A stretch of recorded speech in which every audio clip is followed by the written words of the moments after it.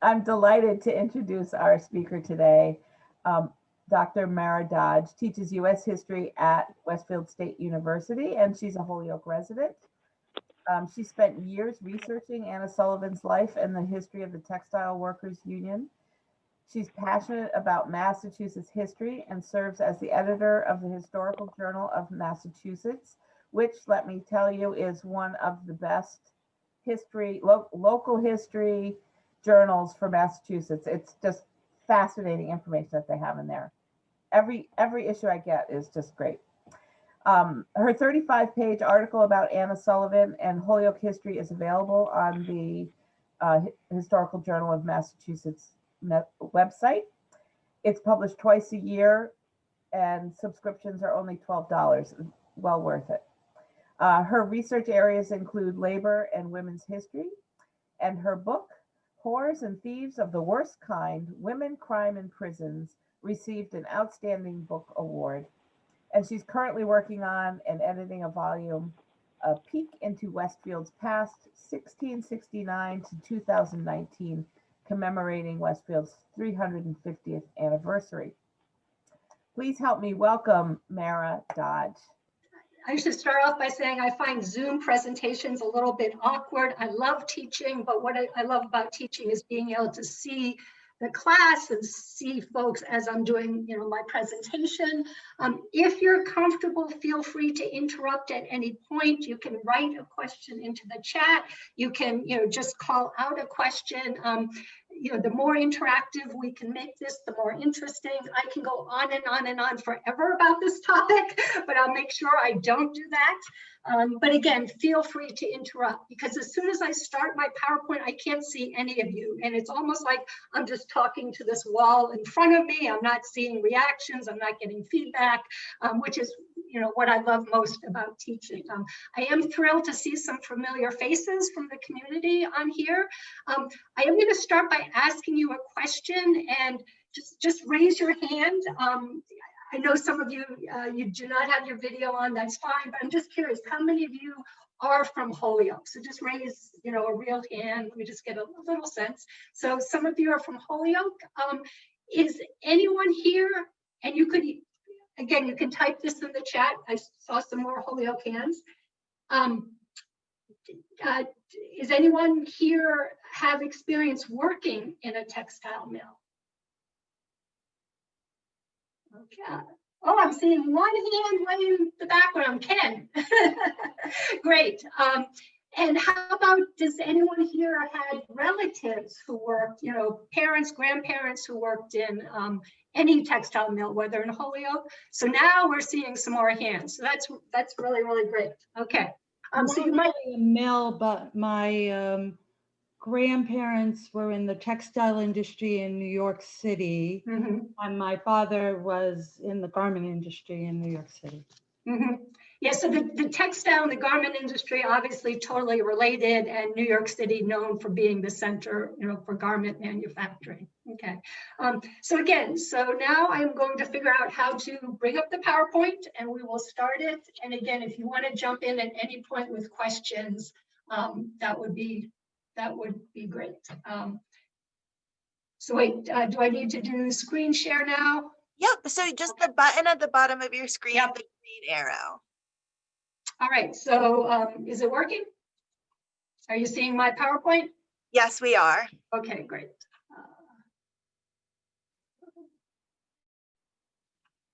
All right, so this presentation is called Labor's First Lady in Western Massachusetts, Reconstructing a Life, Recovering a Forgotten History. And I'm actually going to start off on a tangent. And my tangent is about how did I stumble upon Anna Sullivan? That's actually a story in its own right. It goes back to 2006. And as Penny mentioned, I had just published a book. And when you're in academia, you have this publish or perish pressure hanging over you. So I was desperately looking for a new project, a research project. And a friend of mine emailed me an article which just caught my interest, but the article was not about Anna Sullivan. The article was about Margaret Sanger, And I don't know if any of you recognize the name Margaret Sanger, but she established the first birth control and Planned Parenthood clinics in the US, going back to New York City in 1915. So in 1940, she was coming to Holyoke, and she was coming to all of Massachusetts on an 11-city tour. Because in Massachusetts in 1940, as well as in Connecticut, birth control is illegal. It is illegal for a doctor to prescribe birth control, and women in Massachusetts actually went over the border to birth control clinics in Rhode Island. And a lot of it had to do with the influence of the Catholic Church. So anyway, these were national headlines. Margaret Sanger is coming to Holyoke, but nobody knew where she was going to be able to speak. Because what had happened was that Catholic clergy, as well as Catholic board members, had objected, and they had threatened to boycott Protestant businesses if they allowed the First Congregational Church to host Margaret Sanger, because the church had agreed. So the First Congregational Church, very last minute, rescinds its invitation. And again, these are national headlines. And so this is where I first stumbled upon the name of Anna Sullivan. So 6:30 that evening, and she's supposed to, Margaret Sanger is supposed to speak at 8 o'clock. Anna offers Sanger the office of the Textiles Workers Union for her talk. And Anna later explained, "I was burned up that in a town of this sort, where I thought we had progressed to the point where freedom of speech was a group had to fight for a place to meet." So she wasn't publicly saying that she supported birth control. Again, she's Irish Catholic, but she's saying, on the basis of the right to free speech, she was supporting Margaret Sanger.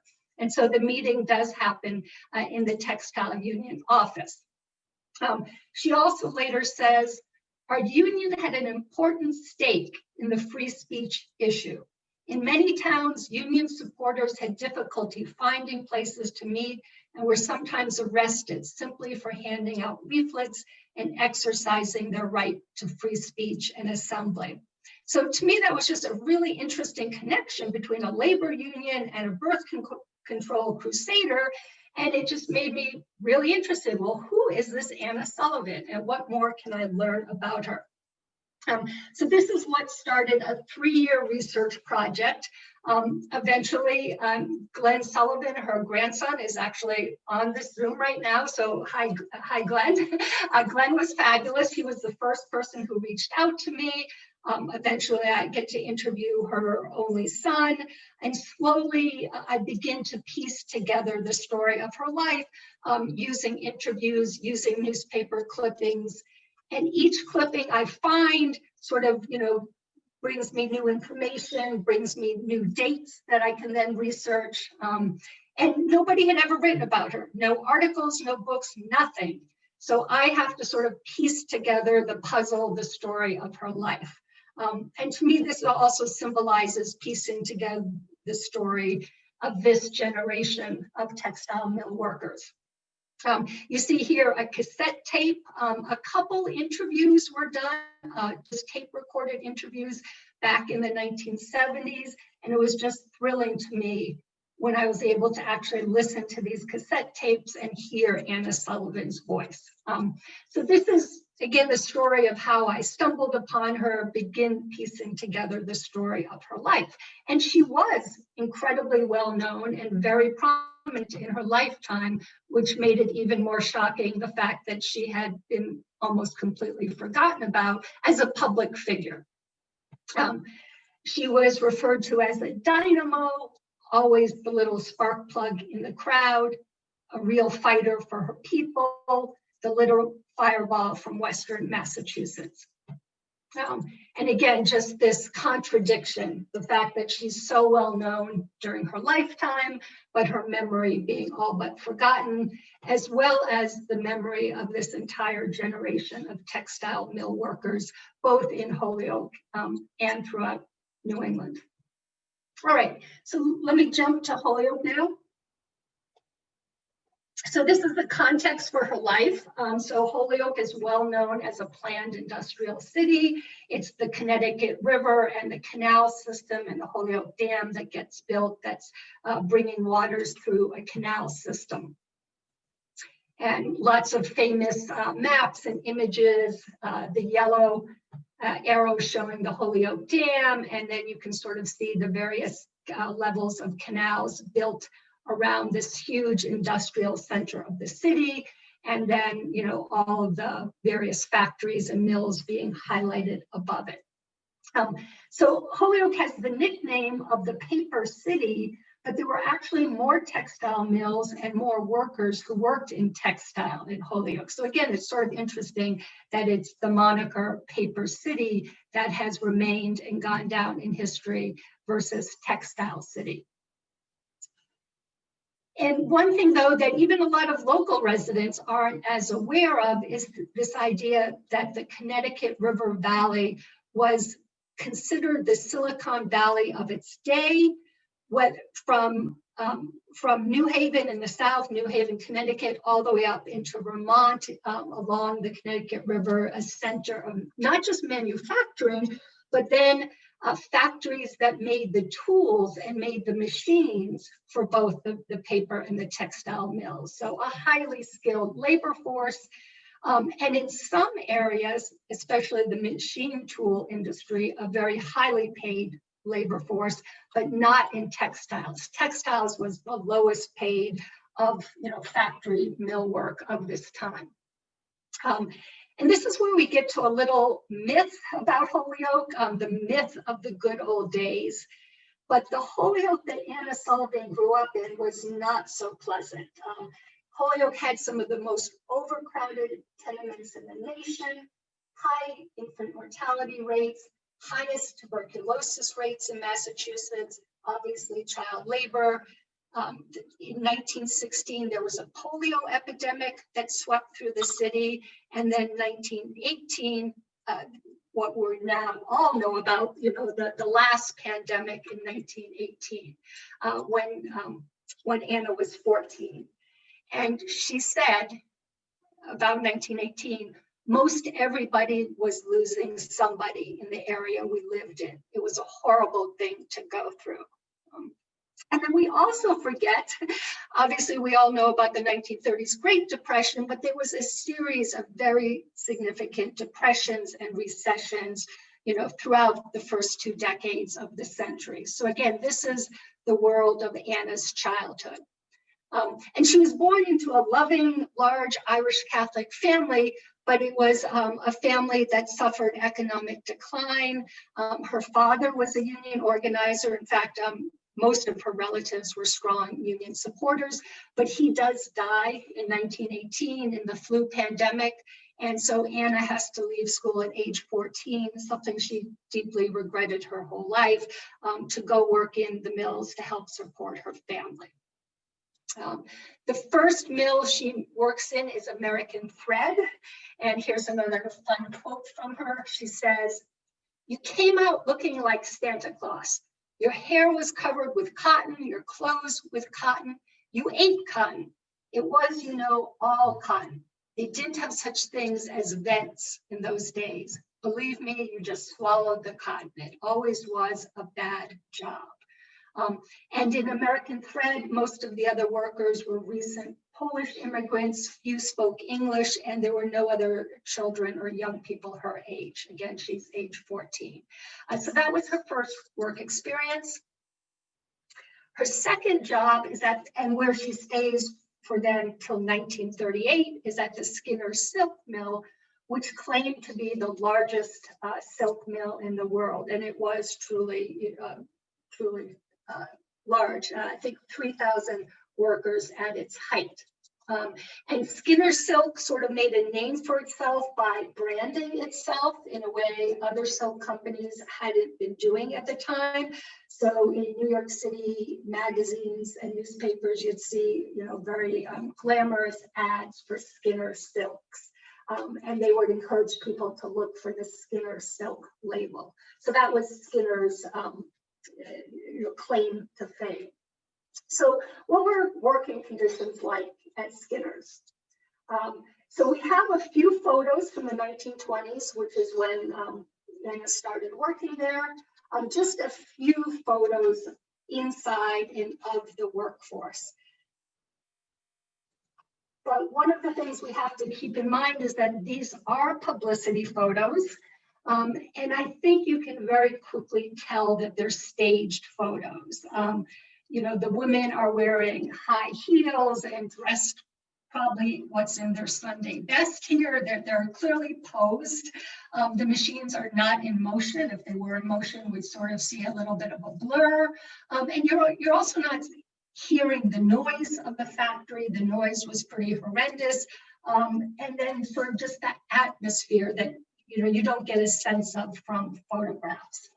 So at Skinner's, Anna did talk about the tremendous noise. She ends up working in the loom room, where these enormous weaving machines.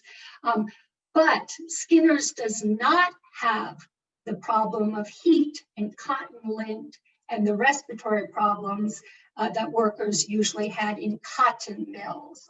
Silk is very delicate, so a humidifying system was put in throughout the silk mill, so the air was kept at a very comfortable temperature, because again, silk was such a delicate fiber that it easily broke, so you needed better conditions, not for the sake of the workers, but for the sake of the silk. But because silk was so delicate, it was also very challenging to work with. All right, so the 1920s, however, are already lean years for textile workers in Massachusetts. Wages are falling. Mill owners are already moving their factories south, seeking cheaper labor. Massachusetts loses 45% of its textile jobs. And then the biggest mill, Lyman Mills, closes in 1927. So already before the Great Depression, things are pretty rough in Holyoke. 1932, FDR gets elected. Again, this is 3 years into the Great Depression. He's elected on the promise of a New Deal, but it's a very vague promise. During his campaign, he never clearly specified, well, what is a New Deal and what is he going to do? And instead, he experiments. And many of you may have heard of the alphabet soup of new agencies and programs he puts in place. So one of the first is the NRA. And what this does is it creates a code for each industry, does things like limit workers' hours, creates a minimum wage, sets up labor boards and committees to sort of oversee each industry. But what happens is that employers often increase the pace of work, what's called the speed up and the stretch out, to sort of make up for the higher minimum wage. And the whole reason to try to increase minimum wage during a depression is to increase the purchasing power of the population so they can actually afford to buy the goods that are being overproduced in the nation's factories. Can I interrupt and ask a question? Yep. Sure, go ahead, great. Who sat on the labor boards? Who were the members of the labor boards? It was supposed to be joint, so it was weighed more towards management, but there were some union representatives on it. Okay, so yeah. There were some workers. Okay, yeah, thank so you. Was an attempt. We're going to see that the labor boards do fail, but that's the first effort in our nation's history to, to bring workers to the table with management at the federal level. So Very progressive, really. Yes, but it does get declared unconstitutional by the Supreme Court. Oh, okay. Sounds more American. But if you see on this slide, then we get in 1935, once it's declared unconstitutional, we get the Wagner Act. So Congress does pass a bill that gives workers the right to form unions. That law still exists. That's still the law that unions operate under today. And by then, the Supreme Court had seen the writing on the wall, and it allows it to stand as constitutional. So Dr. Dodge, it's been about 25 minutes. You asked for the time. Yep, okay. So I'm going to keep going. We'll see how far we get. Okay. But you can see now that the Textile Workers Union, which is what Anna is a part of, grows almost 20-fold. So workers seize on these new laws. A famous quote that textile workers saw the NRA as something that God has sent to them. And we have some really interesting placards here. Unionism is Americanism. What are you? The US government is behind us 100%. So just the idea that they now had the right to form unions was very powerful. Obviously, the mill owners were not half as happy about this. And so here we have an excerpt from the diary of William Skinner, where he writes that I am very much afraid that the NRA will make lots of labor troubles. We are obliged to recognize the labor unions, and they will unionize every mill I own, and if necessary, call a strike. So interesting to find something, specifically from Skinner. Within a year, workers had filed nearly 4,000 complaints, but the labor board, to the labor board, protesting what they call code chiseling by their employers, trying to work their way around these new codes. But the board finds in favor for only one worker. Union supporters are being blacklisted, and workers are also writing thousands of letters to these labor boards, to the president, to Eleanor Roosevelt, etc. And so here's an example of a violation that's brought to the attention of the labor board at Skinner's Silk Mill, where the workers are claiming that they're trying to force the weavers to operate one more loom. So instead of one weaver being responsible, say, for 2 or 3 looms, now they have to run 4 looms simultaneously. And I would imagine that Anna Sullivan had her hand in bringing this complaint to the attention of the National Labor Board, since she's a weaver at Skinner's at this time and helps to form the Weavers Union. Anyway, but the big question is, why would you risk your job to form a union in the midst of a depression? And what Anna says is that basically, it couldn't have gotten any worse for us. We were already at rock bottom. So even the threat of losing their jobs in a depression, it was still worthwhile to try to form unions, to try to strike. And her complaint, her bitter complaint throughout her life was that before unions, bosses were kings. What she said was, before the union, the boss had absolute power to lay off. If you liked the color of your hair today, you were all right. If you didn't like it tomorrow, goodbye.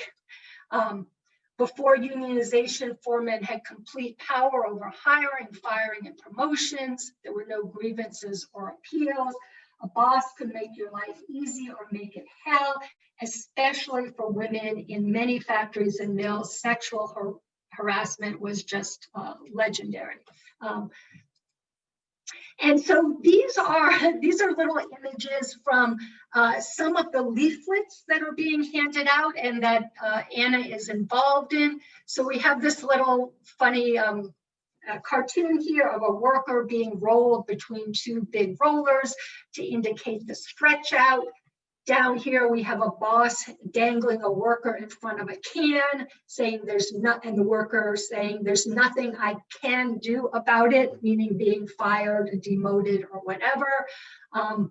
And again, I mean, it was just fascinating for me when I got to actually see these flyers that the workers were handing out. And there were different flyers for if you were a cotton mill worker or a woolen mill worker or a silk mill worker. But the overriding theme is favoritism and abuse from the foreman, from the boss. Here, if you look down in this corner, the union protects each member against unfair treatment through a signed contract and through a grievance committee in each department and on each shift. So we often think about, unions as being about higher wages, and they definitely were about higher wages, better working conditions, vacation pay, sick time, but just the fact of having some rights on your job given how unregulated industry and business was at this time. This was a major motivator for workers in the 1930s, 40s, and 50s. The idea of a written legal contract, the idea of a grievance committee, the idea of being able to file an appeal, fair treatment. So it's really interesting to see how unions were promoting themselves during this time. And again, so these would be the cards that you would sign to vote for the union. This one is calling for lighter workloads, more pay and security. The idea of seniority. So the idea that, that older workers and workers who have been in a factory a longer time would have more seniority when there were layoffs, as obviously there were many layoffs during the Depression. And again, the idea that that the federal government and specifically President Roosevelt was behind you. And workers just seized this opportunity. So as you can see from the graph, 1934, only 9% of US workers belonged to unions. The chart goes virtually straight up to 1945, where you get 35% of workers. So within a 10-year period, and we stay at about 35%, more or less, 25 to 35% to about 1980. So I'll come back to what happens, by the 1970s. So what do we have by September 1934? We have workers, joining the textile unions in huge numbers, but their grievances are mounting. The codes are being violated.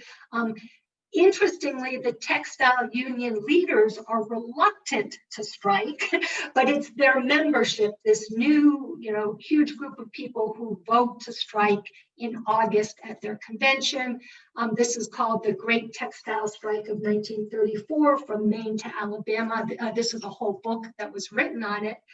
But the fascinating thing is that this strike had been completely forgotten in Holyoke. And even in this book that covers every single state from Maine to Alabama, it does not say a word about what was going on in the Pioneer Valley, in Holyoke, anywhere in the mill towns in Western Massachusetts, is completely left out, as well as left out from local history and local historical memory.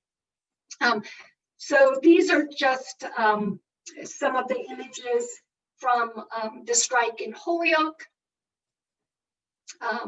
And this is Thomas Burns, who is Anna's brother.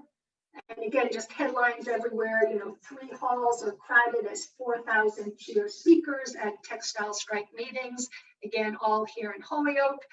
Anna's brother's photo is constantly in the news during the strike. And I actually was able to interview Thomas Burns' wife, who was Anna's sister-in-law when she was 103, and she pulled out scrapbooks for me and also helped provide me with some of these news clippings. So it's just fascinating. You never know when you start research where it's going to lead you. Unfortunately, Anna's photo and name never appeared in the newspaper during 1934. So like most women, she remained anonymous during the strike. It was male leaders who got profiled, even though women were playing key roles across the nation. Here's a sign that I particularly love that women are holding. We'll hold this line till hell freezes over. And again, just the sign, we want a contract, wanting a document with providing legal rights on the job. The strike lasts 22 days. Unfortunately, not just in the South, in other sites in New England, from Woonsocket in Rhode Island to nearby East Hampton, there is violence, and National Guard troops are called out. And in the South, the mill owners respond with just outright violence. And there's about a dozen workers killed at various mills who have gone out on strike in the South. So it quickly turns violent. And obviously with the violence, some of the fervor for the strike begins to fade. Also, the union is not prepared. Again, as I said, the leaders had actually opposed the strike. They were new union members. They did not have the resources. They couldn't even feed the workers who were out on strike at all the mills. So there was a lot of suffering during the 3 weeks of the strike. Anna is always a little bit bitter about the strike and what happened with the UTW union leadership. And so she ends up eventually joining this new union that emerges, the TWUA, which is the Textile Workers Union of America. So she sort of rejects the old textile union and throws in her support for this new TWUA union.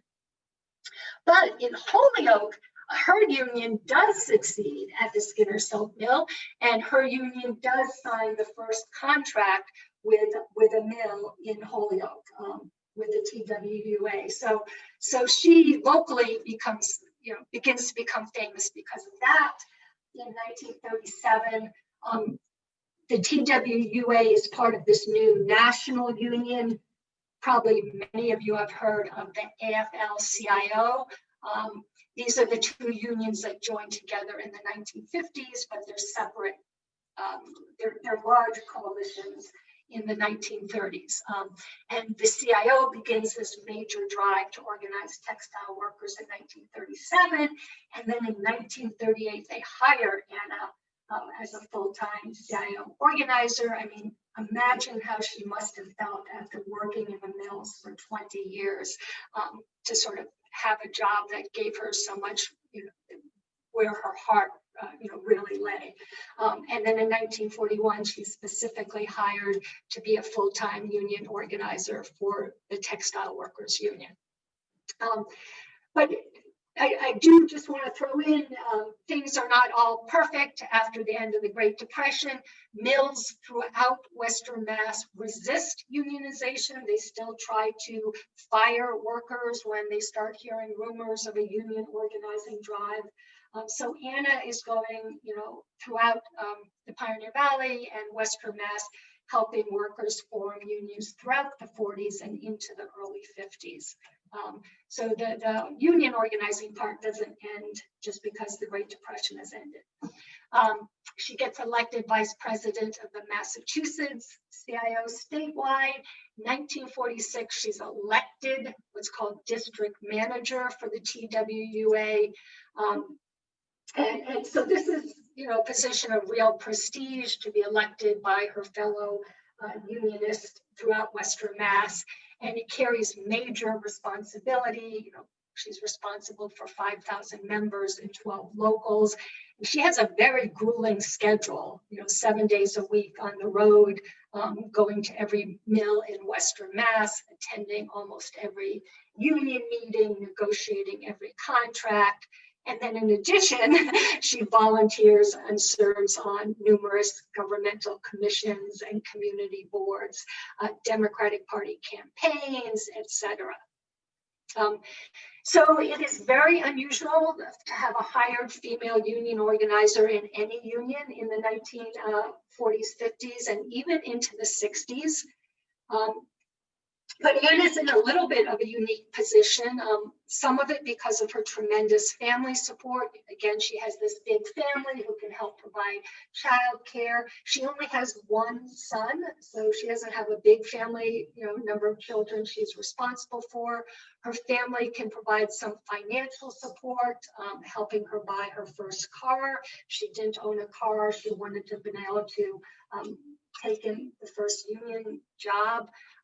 Then the fact that her brother becomes a national vice president at the national CIO, so she has some contacts, far up the chain in terms of the national union movement.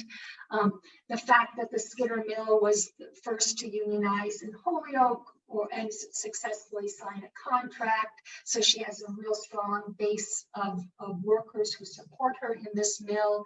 But even so, I discovered that there were behind the scenes telegrams and memos sent about her.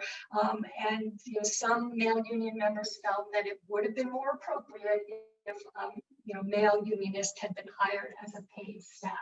But she just sort of floats through everything because of her reputation and her strong support here in Holyoke. In 1950, she actually runs for Congress. She does not win, but it's really interesting that she did take that step. And she runs as what's called a people's or labor candidate. And again, as we're going into the 50s, she becomes, she's moving in broader circles. Unions strongly supported John F. Kennedy in his first bid to become senator from Massachusetts, and then later in his bid, as a presidential candidate.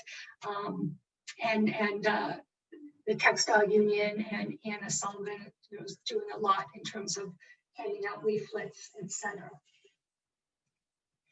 So now let me just step back from Anna Sullivan and Holyoke in particular to just look at this time period of her life, the 1945 to 75 post-war economic boom, the most prosperous era in US history. And so the question becomes, what led to this great prosperity? And labor economists do attribute this high level of unionization to as one of the reasons for the prosperity of this period. So unions brought higher wages, pensions, vacations, sick pay, rights on the job to blue collar and unskilled workers, which had never existed before. And even today, so this is a chart from 2019 comparing wages, for men and women in unionized jobs versus non-union, and comparing similar types of jobs. So if you're a unionized bricklayer versus if you're a non-unionized bricklayer or service worker or whatever. So we see that even today, unionized workers have slightly higher pay than their non-union peers. In terms of other kinds of benefits, unionized workers are more likely to have health, employer provided health insurance, retirement benefits, and if they have retirement benefits, defined pension plans, unionized workers more likely to have paid sick leave. So whether we're talking today or back in the 40s and 50s. What we have seen though now, this chart now takes us all the way down to the year 2017. Today, only about 10% of the national workforce is in labor unions, and you can really see starting around 1980. Oh, sorry, didn't mean to. 1980, we start seeing a dramatic decline in the number of workers and unions. That has to do in part with deindustrialization as factories across the nation start shutting down, but it also has to do with increased legal attacks and the fact that it is much, much harder to form a union today than it was back in the 40s and 50s and 60s. So this graph is a little more complex or confusing, because we're looking at two things. So the bottom blue chart, we're looking at percentage of workers and unions. So the blue line is the chart we've already seen, the height from 35 to about 1975, and then down to 11% in 2014. But the top orange line is showing the share of national income going to the top 10%. We hear a lot about the top 1% today. We hear a lot today about rising income inequality. And what we see is that income inequality came down precisely during those 3 to 4 decades when unions were strongest and at their height. And then starting in 1980, economists actually call this the Great Divergence, where what's diverging is the income of the top 10% is increasing their share of the national wealth. At the same time, that union membership is declining. So in these previous slides, we looked at, how being a member of a union makes a difference at the individual level. But now we're looking at how being a member of a union makes a difference at the national level in terms of national economic trends. And it's not just unions, though. It's not just the decline in unions that have contributed to this crisis of the shrinking middle class. There are some other significant factors. So during the post-World War II period, as we've already talked about, unions had strong bargaining power when a third of the workforce were in unions. But there were definitely other factors. The US was the world's superpower. So American businesses, American companies had few competitors. American businesses were selling everywhere and anywhere all around the world. Japan and Germany, our biggest economic rivals, were in ruins. In fact, all of Europe was in ruin. So it's not to the 1970s that those countries really begin to pick up and get back into world economic competition. The GI Bill, the post-World War II GI Bill, is the most generous GI Bill in history. We often don't appreciate the role that the GI Bill played in creating the middle class in the 3 decades after World War II. It paid for tuition, room, and board, as well as a stipend if you went to college, as well as for many other types of training programs, very low interest rate loans to buy homes, to set up small businesses, to buy a farm. The minimum wage was much higher in the 1940s, 50s, and 60s than it has ever been since, once we controlled for inflation. And even if you weren't a GI, the costs of college were far, far, far less than today. Again, we're comparing everything, controlling for inflation.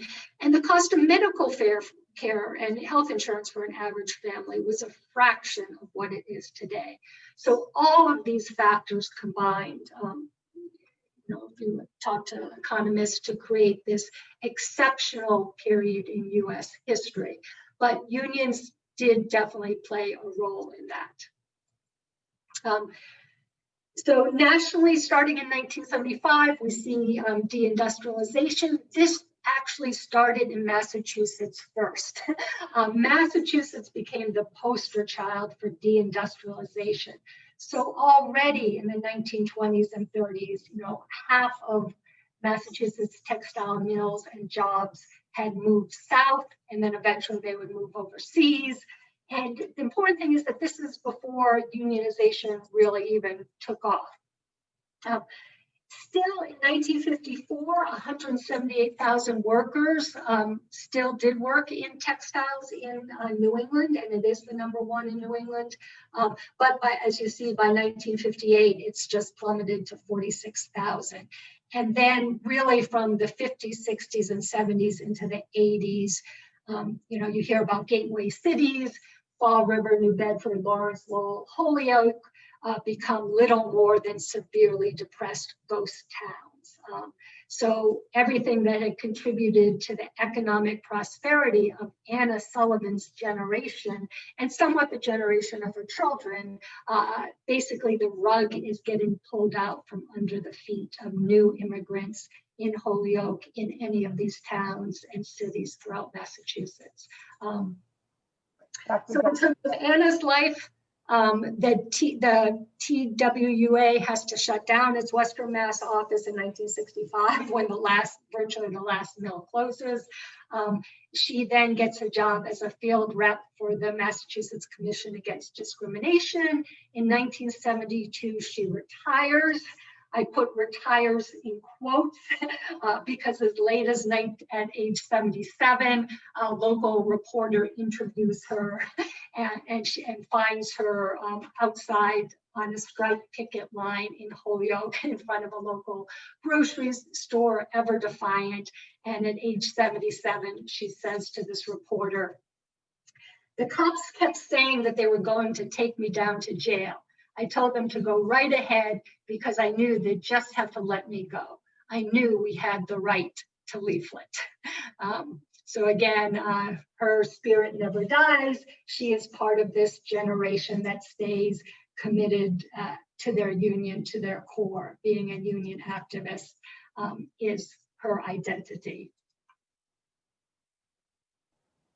And that is it. So should I stop screen sharing? Yeah, that would be great. And then I can put us back on the grid view for everyone. Okay. So if anyone has any questions they want to post in the chat, or you can speak up, wave your hands around, and we'll try to get your questions answered.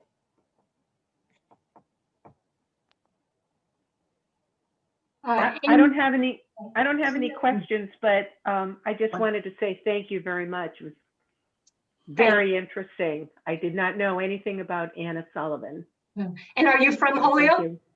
No, I am not. I've only been in Western Mass for about 38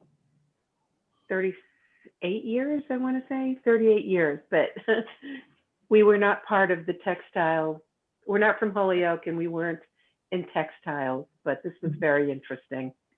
So I do have to say, Wisteria Hearst Museum has done an amazing job, you know, sort of now profiling. So I did this research from 2006 to 2009, wrote an article, and then Wisteria Hearst Museum just took that article and ran with it. And now, and even the local Holyoke Heritage State Park has a photo of Anna and profile. So she's become a local hero and she's been rediscovered and recovered. So I saw Amy with a hand and then Elaine. Yeah, I totally agree with you about the benefits that unions and unionization gave to American society, but race complicates that. And people of color did not benefit in the same way. So even when you talk about the GI Bill, they did not get the same benefits. And I just wonder, in a place like Holyoke, which sort of after the period you're talking about got a large influx of Hispanic, Latinx people, in Anna's period of time, what were the racial conditions, and did Anna have, and her union have views about racial issues and that kind of thing? So during the time of Anna's lifetime, there's very little racial diversity in Holyoke. You know, there's the Irish, French, Canadian, German, and Polish are the big immigrant groups. What I do think is sort of tragic, you know, I talked about that one myth about Holyoke history, the myth of the good old days. The other myth about Holyoke history is that that generation of immigrants, you know, picked themselves up by their bootstraps, but they did this all by themselves. And I think the fact that the GI Bill gets completely forgotten about in this discussion is really important, because exactly as you said, Black veterans, Latino veterans often did not, even though theoretically they had the right to these GI Bill benefits, in practice they were often denied. And then you get in Holyoke, you know, the Puerto Rican population doesn't begin moving into starting in the early 1960s. So they're moving into Holyoke just as all the mills have shut down. And then you have this, the white community not very receptive to them, not at all appreciating all of the governmental benefits that had helped make the white middle class that then was not available to Puerto Ricans in particular in Holyoke, as well as other people of color. So I think that's a really important point that you make. Now, in terms of her union, nationally, I mean, by the 50s and 60s, so I would say so her union, remember she's part of the CIO coalition of unions. They were much more receptive and had a much greater policy of combating racism among workers. And they reached out and included, Black and Hispanic and, every group of worker that they could. They had a much better record than the old AFL that had started way back in the 1890s. The AFL was skilled craft workers, whereas the CIO, if you worked in a factory, everybody just belonged to the same union. And they saw their strength in numbers, not having strength in excluding workers, which was the old AFL's model. So her union, you know, to some degree, and especially in the South. I mean, in the late 40s, they tried as hard as they could to reach out to Black textile workers in the South. And it was probably the racism of white textile workers in the South that defeated the textile workers union there. So, and I think Elaine had a question. Well, I have a couple of comments and then I have a question. And my first comment, well, I graduated from Holyoke High School in 1964, so I'm a first-year baby boomer. And I think we had 3 Black families. There were 423 in my graduating class, and I think there were 2 Black African-American, we didn't call them African-American, students at the time. So, I mean, I don't think in our area at the time of the unions, I don't think there was, and then of course in the late 70s, mid 70s, the influx of Puerto Ricans came to Holyoke. My other comment is, you know, I'm the granddaughter of immigrants that came over from Poland. My paternal grandparents worked in the factories, in textile factories in East Hampton. They lived in row housing and so forth. But the comment I wanted to make is the only thing, and I think this is a really good point about the GI Bill. I never thought about that, and that's huge boost, you know, and is, you know, it is kind of lost, I think, to a lot of us. Yeah, but the thing I do want to say in support of the early immigrants that came, including my grandparents, French Canadians, they all had their parishes and they had schools because learning English was paramount for them. They learned to speak English. They wanted to be, you know, to be part of the community. I'm just saying, and my grandparents became citizens. They had to obviously learn English. But my question is, and I think that's, you know, whatever, you know, there was this just wanting to fit in, this wanting to fit in and be American and not necessarily Polish or whatever. But my question is, I was just a little surprised that the Skinner mill was the only mill to unionize, and I was just wondering why you thought that was. I think it's interesting with the Wisteria Hearst connection and all the rest of it, you know, why it's convenient and nice for this, you know, presentation that's the case. So I might have misspoke. They weren't the only mill to unionize, but they were the first. They were the first to sign a contract with the CIO and develop this new union. That, because remember, Anna had already formed a weavers union. So it used to be each group in a mill formed their own union, a loom fixers union, a card room union, a weavers union. The weavers had the most clout because it actually took a long time to become a skilled weaver, especially in a silk mill. So if the weavers went on strike or said, hey, we're stopping our looms for the day, that the mill came to a halt. So if you were in a more strategic position, the more, you know, power you had. So I didn't mean to say, because there had existed, I mean, going back to the 1880s, some groups of mill workers, like her father was a member of the loom fixers union. But again, that was a specific group, a small group of the male workers who were highly skilled because they were the ones who went around and knew how to fix the looms, which were constantly breaking just because of, you know, the pace of work.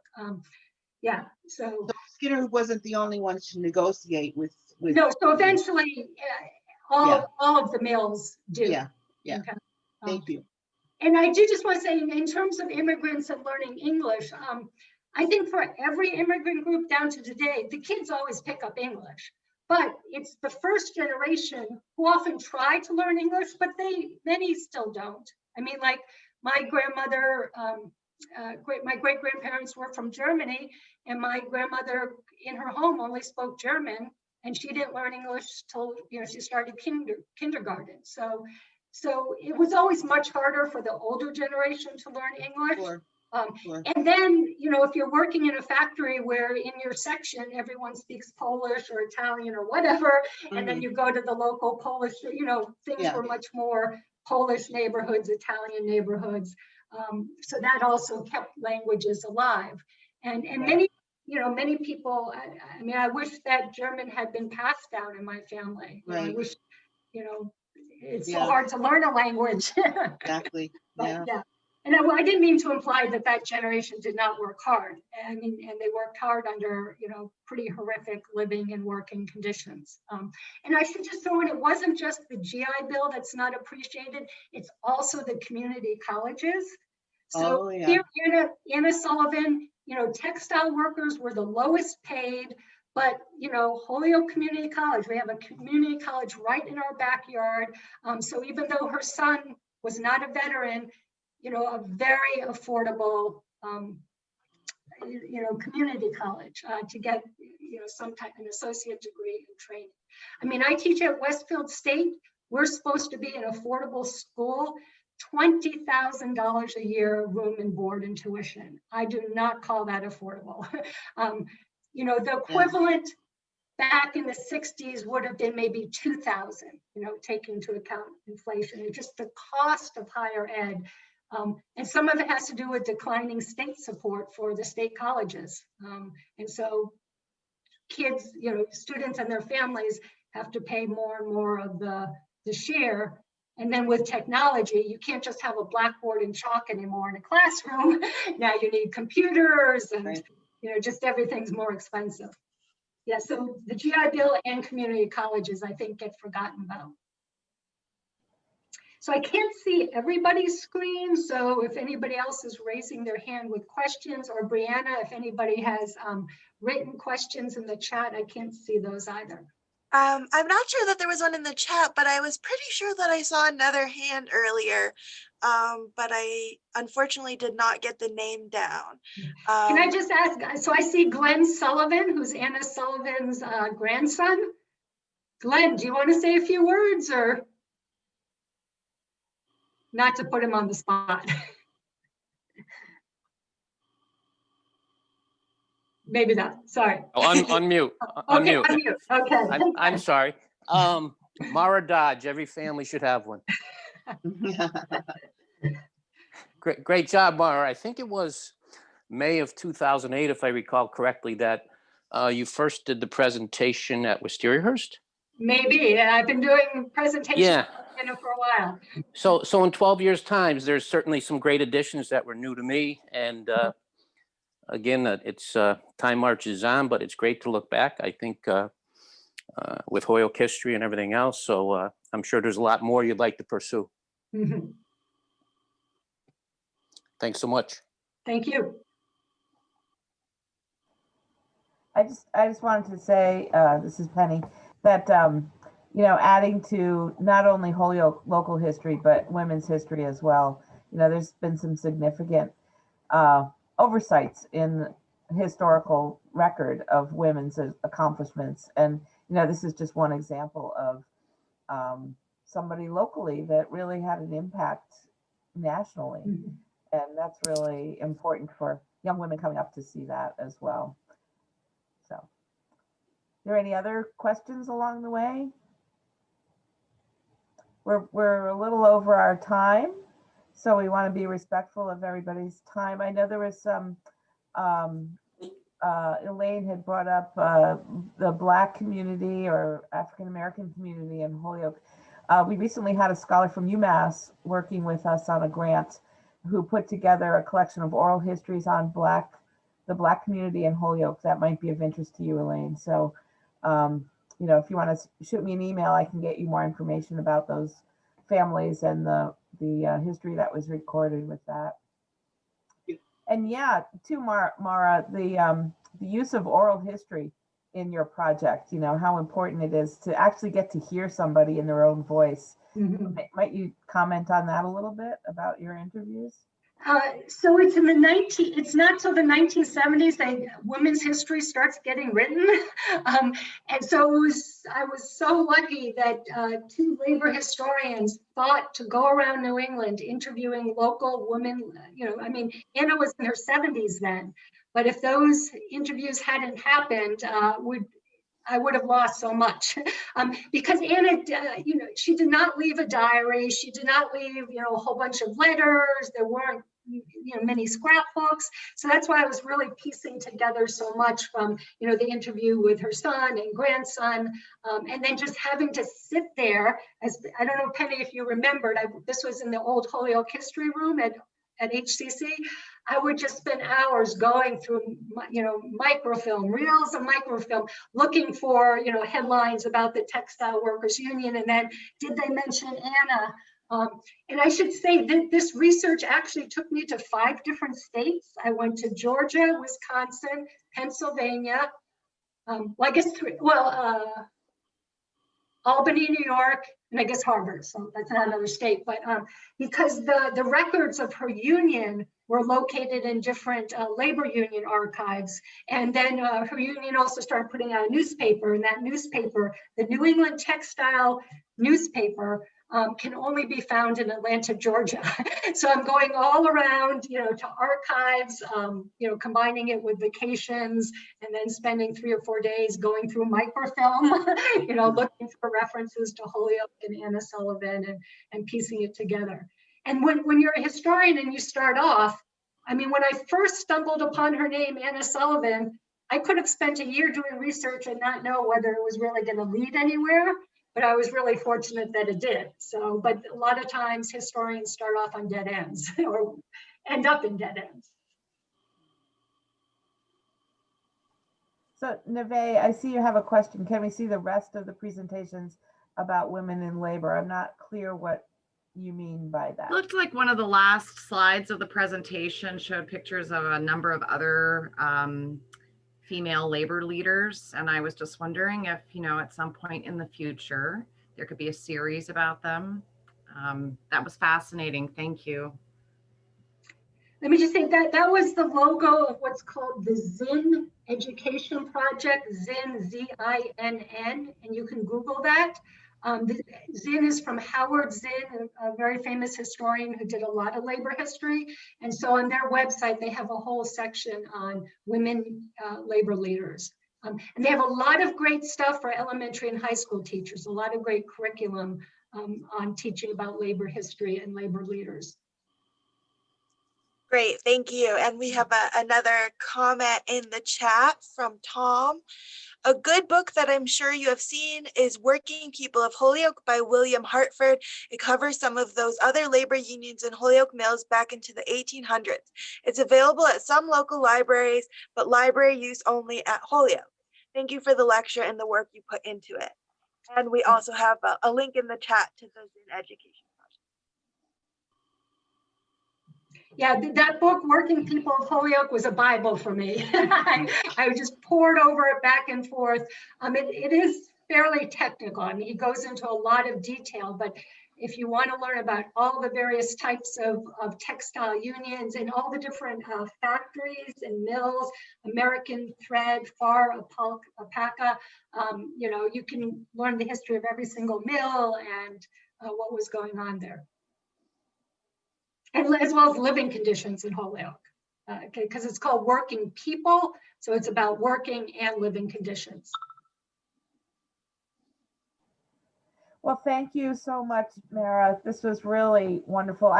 I love her story, and I love learning. I learn something new every time I hear you speak about her, so that's really great. And thank you everyone for joining us today. I hope you'll join us again next week, or maybe in one of our other upcoming presentations in the next few weeks. And we're scheduled all the way into February next year, so there's lots of topics. So check out our website and see what's coming up next, and we'll see you. And thank you all for coming. Great, thank you.